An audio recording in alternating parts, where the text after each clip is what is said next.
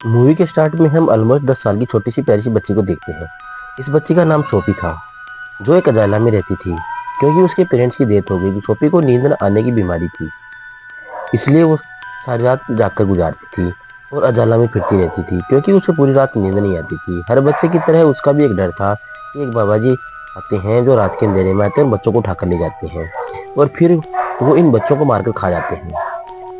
एक रात जब सब सो रहे होते हैं, तब वो विंडो के पास से झांक देखती है तो बिल्ली की आवाज सुनाई देती है। अब क्योंकि उसे नींद नहीं आती, इसलिए वो उसे देखने के लिए बाहर जाती है। जब वो बालकनी में होती हैं तो देखती हैं कि कुछ बिल्लियां डस्टबिन को गिरा देती हैं। फिर सडनली से देखती है कि बिल्डिंग के पीछे से एक जॉइंट डस्टबिन को उठाकर उसी जगह पर रख देता है। इसके बाद बिल्डिंग के पीछे से एक काफी बड़ा जॉइंट बाहर निकल के आता है।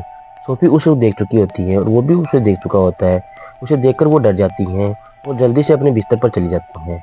लेकिन जॉइंट विंडो के अंदर से हाथ डालकर सोफी को उठा लेता है और उसे अपने साथ ले जाता है। हम देखते हैं कि जॉइंट इंसानों के सामने नहीं आते और उसके रास्ते में जो कोई इंसान आता वो किसी न किसी तरह खुद को छुपा लेता और फिर सबकी नज़रों से बचते बचाते वहाँ से निकल जाता है। फिर सोफी को एक अलग ही दुनिया में लेके जाता है, जो एक जॉइंट की दुनिया होती है। ये दुनिया जॉइंट की दुनिया है और यहाँ सिर्फ जॉइंट रहते हैं। सोफी देखती है कि ये तो काफ़ी बड़ा घर है और वहाँ हर एक चीज़ जॉइंट की तरह ही बड़ी है। सोफी वहाँ से भागने की कोशिश करती है, जिस पर वो जॉइंट कहता है कि भागने का कोई रास्ता नहीं है, इसलिए तुम यहाँ कहीं नहीं जा सकती। ये सुनकर सोफी बहुत डर जाती है। नोटिस करती है कि ये बूढ़ा जॉइंट है, जो सोफी को एक पेन पे रखता है और बोलता है कि मुझे बहुत भूख लग रही है, मुझे इतनी भूख लग रही है कि मुझे कंट्रोल नहीं हो रही है। सोफी समझ रही थी कि ये जॉइंट मुझे खाने वाला है। वो यहाँ पर और भी जॉइंट्स देखने की और हंसने की आवाज़ें आती हैं, नोटिस करती हैं। इसलिए वो उस बूढ़े जॉइंट से पूछती हैं कि क्या और भी यहाँ पर और भी जॉइंट हैं। जिस पर बूढ़ा जॉइंट कहता है कि जी हाँ, यहाँ पर बहुत से जॉइंट हैं और वो सारे जॉइंट नॉन वेजेबल हैं, यानी वो इंसानों को कच्चा खा लेते हैं, क्योंकि उन्हें किसी भी इंसान पर तरस नहीं आता और जो हाथ लग जाता है उसे खा लेते हैं। वो इंसान निकल जाते हैं। ये सुनकर सोफी ज़्यादा डर जाती है, इसलिए वो बूढ़े जॉइंट से पूछती है तो आप क्या मुझे खा लेंगे। इस पर बूढ़ा जॉइंट बोलता है नहीं नहीं, मैं इंसानों को नहीं खाता, क्योंकि मैं एक वेजिटेरियन जॉइंट हूँ, ना कि कैनिबल। ये बूढ़ा जॉइंट सिर्फ वेजिटेबल ही खाता है, जो कि टेस्ट में बिल्कुल अच्छा नहीं था। लेकिन इस बाबत जो इंसानों को खाना नहीं चाहता, इससे इस बात जाहिर होती है कि वो एक अच्छा और एक रहम दिल जॉइंट है।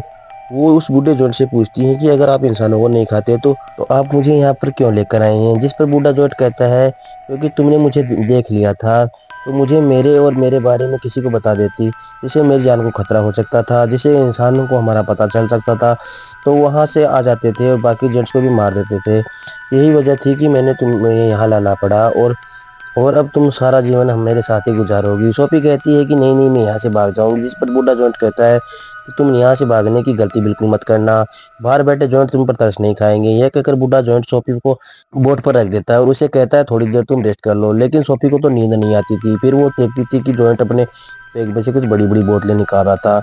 उन बोतलों में कोई चीज़ चमक रही थी। फिर वो उसे जैसे पूछती हैं कि बोतल में क्या है, जिस पर झाड़ कर कहता है कि ड्रीम्स हैं, यानी ख्वाब हैं। इस पर वो कहती हैं कि अच्छा, तो मुझे तो ये काम के नहीं है, क्योंकि मुझे तो नींद नहीं आती और ड्रीम्स भी कैसे आएंगे। फिर ये जॉइंट वो वाली बुक पढ़ने लग जाता है जो सोफी के पास थी। वह सारी कहानियाँ लिखी हुई थी। बूढ़ा जॉइंट उन कहानियों को पढ़ने लगता है, जिससे सोफी को नींद आ जाती है। इसके बाद में बूढ़ा जॉइंट एक बोतल लेता है, उसमें से ड्रीम बाहर निकालता है और इतनी देर में सोफी की आँख खुल जाती हैं। वो देखती हैं कि बूढ़ा जॉइंट अभी भी सो रहा है, इसलिए वो मौके का फ़ायदा उठाकर उस घर से बाहर निकल जाती हैं और वहाँ भागने की कोशिश करती है। लेकिन तभी एक काफ़ी बड़ा जॉइंट पकड़ लेता है। यह सच में उस बूढ़े जॉइंट के मुकाबले काफ़ी बड़ा जॉइंट था।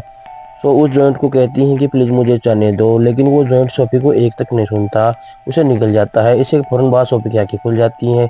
इसका मतलब ये था कि सोफी को एक ड्रीम देख रही थी।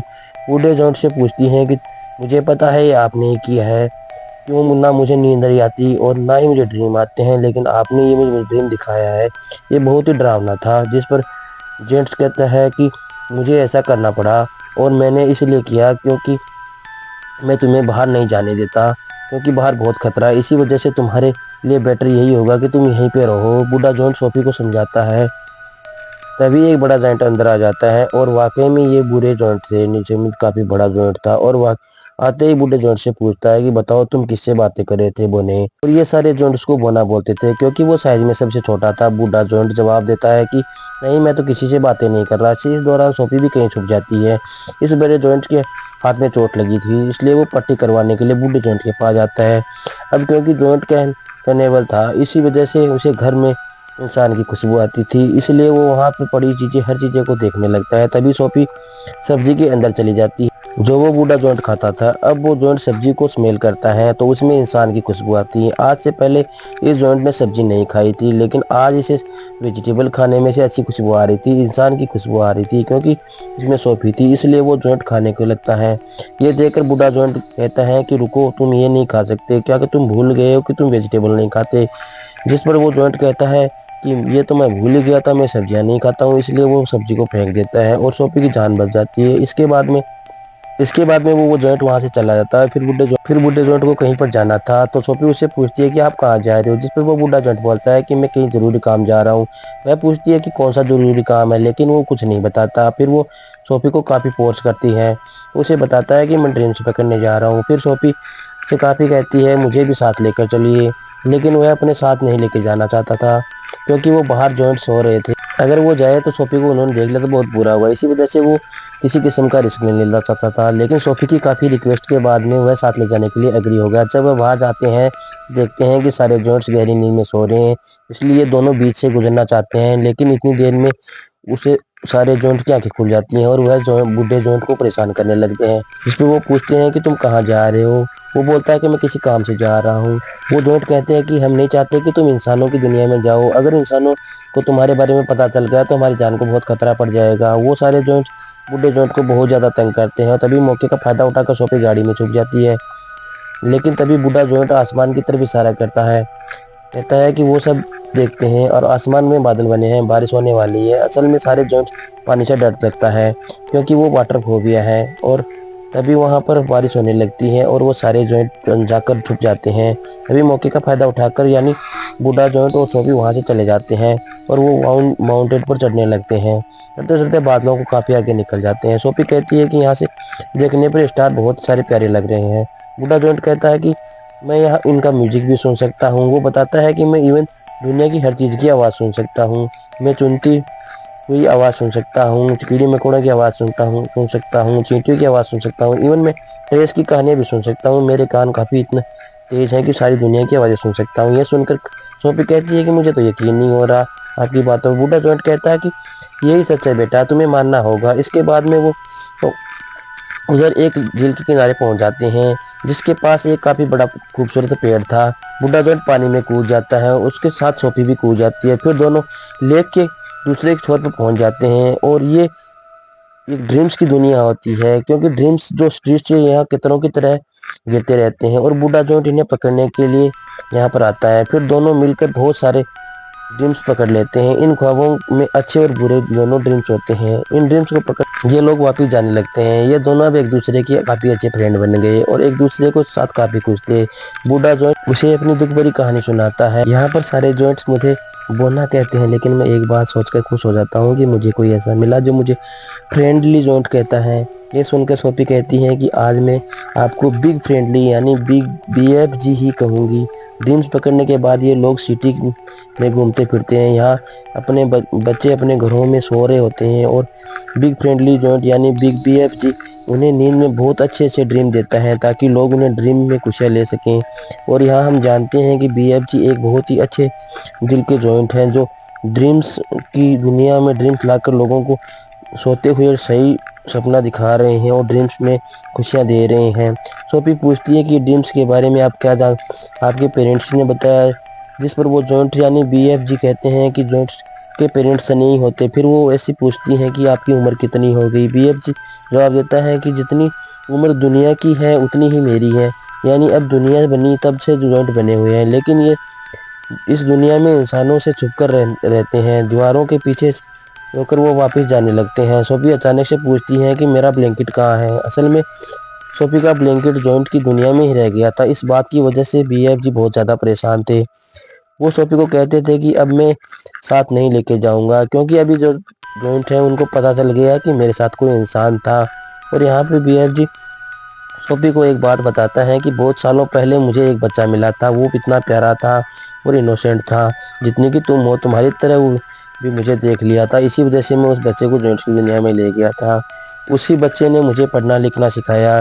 जैकेट ने पहन रखी है वो मासूम बच्चे की है जो मेरा फ्रेंड था, लेकिन पहले की उस बच्चे की दुनिया से वापस लेकर आता काफ़ी देर हो चुकी थी। मैं बिल्कुल ये नहीं चाहता कि जो बच्चा खो गया उसकी तरह तुम भी मेरे दोस्त हो जाओ, वही तुम्हारे साथ हो जाए।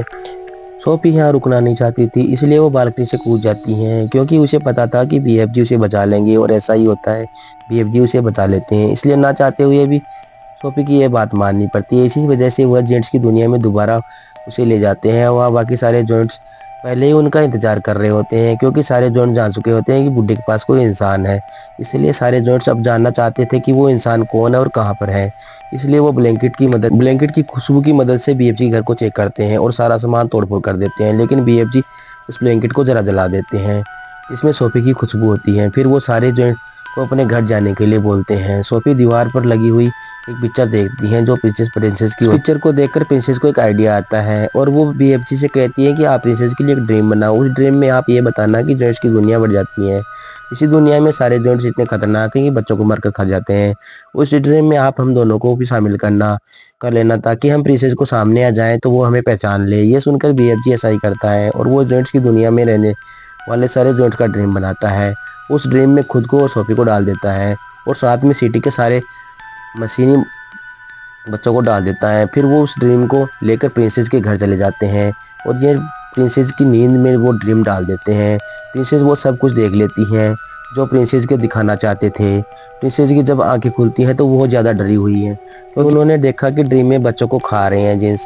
प्रिंसेस इस ड्रीम के बारे में केयरटेकर को बताती हैं, जिस पर वो केयरटेकर कहती हैं कि आप फिक्र ना कीजिए, ये सिर्फ एक ड्रीम था और कुछ नहीं था। लेकिन जब न्यूज़पेपर पढ़ती हैं तो कहती हैं कि ये तो बहुत अजीब सी बात हो गई है, क्योंकि कल रात को मैंने सारे बच्चे मिस हो रहे थे, वो अपने घरों से मिस हो रहे थे, वैसा ही अपने ड्रीम में देखा। तभी प्रिंसेस कहती है कि पर्दे हटाओ। पर्दे हटाते ही विंडो पर सोफी खड़ी हुई थी। असल में ये चीज़ उन्होंने ड्रीम में डाली थी, उसमें बीएफजी भी शामिल थे। तब सोफी ने बीएफजी के बारे में बताया और साथ साथ में वो प्रिंसेस से प्रॉमिस भी करती हैं कि आप वादा करोगी कि बीएफजी को कोई नुकसान ना हो, नहीं कोई नुकसान पहुंचाएगा। तब प्रिंसेस के सामने बीएफजी आते हैं और तमीज़ से सर झुकाते हैं और प्रिंसेस को प्रणाम करते हैं। प्रॉमिस को पूरा करने के लिए बोलती हैं। अच्छा, यह जो सुनना की एक फनी बात थी, किसी वर्ड को ठीक से नहीं बोलते थे, इसलिए वो मर जाने और क्या कहता था। बीएफजी ऐसा इंसानों को कहता था कि उल्टे सीधे लफ्ज बोलते हैं। इसके बाद में प्रिंसेस उसके अच्छे वेलकम करती हैं और काफ़ी उसको दावत दे।